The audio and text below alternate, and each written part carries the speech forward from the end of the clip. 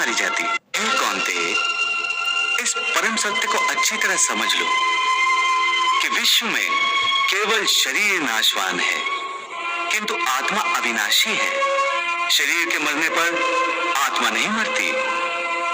आत्मा न कभी जन्म लेती है और न कभी मरती है।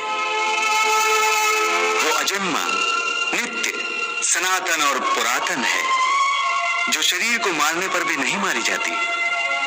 केशव, तुम्हारी बातें मेरी बुद्धि को भ्रम में डाल रही हैं। तुम दो बातें एक साथ कह रहे हो जो परस्पर विरोधी हैं। तुम कहते हो कि शरीर मर जाता है, परंतु शरीर का एक हिस्सा जिसे आत्मा कहते हैं वो नहीं मरता। नहीं अर्जुन, मैंने आत्मा को शरीर का एक हिस्सा नहीं कहा। मैंने कहा है कि आत्मा और शरीर दो अलग अलग चीजें हैं। जैसे तुम और तुम्हारा कवच दो अलग चीजें हैं। तुम्हारे कवच के दो टुकड़े हो जाएं, तो उसका यह अर्थ नहीं होता कि अर्जुन के दो टुकड़े हो गए। जिस प्रकार तुम और तुम्हारा कवच दो अलग अलग वस्तुएं हैं, या तुम और तुम्हारा ये रथ दो अलग अलग वस्तुएं हैं, उसी प्रकार मनुष्य का शरीर और उसकी आत्मा दो अलग अलग वस्तुएं हैं। यूं समझ लो कि जिस रथ में अर्जुन बैठा है, वो रथ अर्जुन नहीं है। अर्जुन तो वो है जो रथ में बैठा हुआ रथ ही है। ये ठीक है माधव कि अर्जुन रथ नहीं है। अर्जुन मैं हूं जो रथ में बैठा हुआ है। तुम्हें रथ के टूटने का शोक नहीं होगा, परंतु अर्जुन के मरने का तो शोक होगा ही। अर्जुन, तुम्हारी बातें सुनकर मुझे तुम्हारी बुद्धि पर हंसी आ रही है। अपनी तरफ से तुम बड़े पंडितों और ज्ञानियों जैसी ऊंची ऊंची बातें कर रहे हो, परंतु तुम्हें यह पता नहीं कि जो सचमुच ज्ञानी होते हैं वो ना उनका शोक करते हैं जो मर गए हैं, और न उनका शोक करते हैं जो अभी नहीं मरे हैं, क्योंकि वो जानते हैं कि जो मर गया है वो फिर जन्म लेगा, और जो अभी जीवित है वो अवश्य मर जाएगा।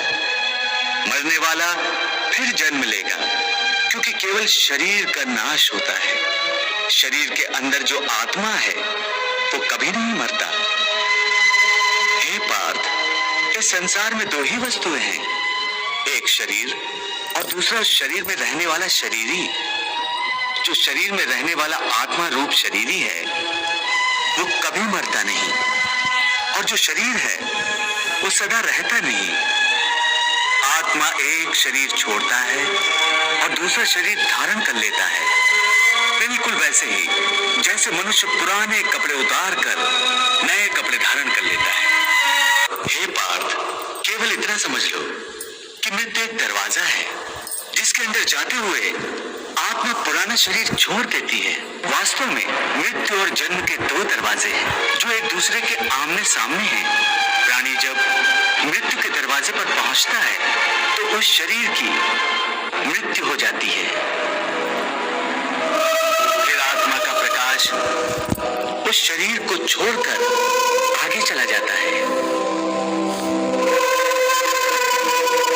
और फिर वो प्रकाश नए जन्म के दरवाजे में प्रवेश करता है, जहां जीवात्मा को फिर से एक नया शरीर प्राप्त हो जाता है, और वहां से उसके नए जन्म की नई यात्रा शुरू हो जाती है। हे पार्थ, आत्मा नित्य है, इसलिए वो नहीं बदलती, परंतु शरीर नाशवान है, इसलिए एक ही आत्मा के कई शरीर बदलते हैं। इसलिए हर नए जन्म में वो नए नए शरीर धारण करता रहता है। हर नए जन्म में आत्मा नए नए शरीर तो बदलता ही है, बल्कि हर एक जन्म में भी उसे जो शरीर मिलता है वो एक शरीर भी उसी जन्म में बदलता रहता है। ये बात मेरी समझ में नहीं आई केशव, क्योंकि एक जन्म में तो प्राणी को एक ही शरीर मिलता है।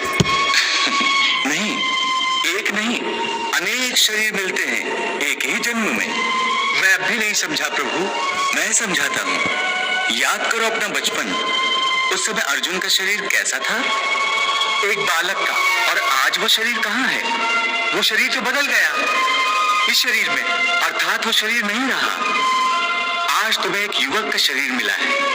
इसी प्रकार प्राणी को जन्म के समय जो शिशु का शरीर मिलता है, वही शिशु का शरीर काल के प्रभाव से एक बालक का शरीर हो जाता है।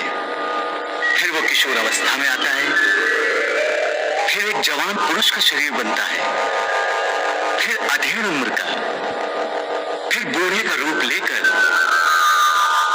अंत में एक सूखे पत्ते की तरह जीवन के वृक्ष से टूटकर गिर जाता है।